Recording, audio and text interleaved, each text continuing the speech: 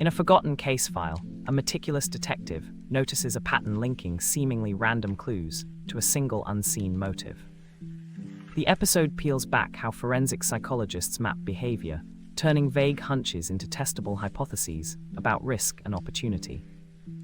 Real trials unfold as experts decode timelines, alibis, and microexpressions, revealing how memory can mislead even trained eyes.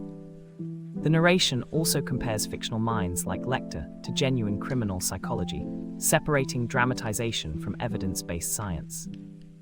Viewers walk away with a toolkit: critical thinking, skepticism about sensational details, and a respect for method over myth.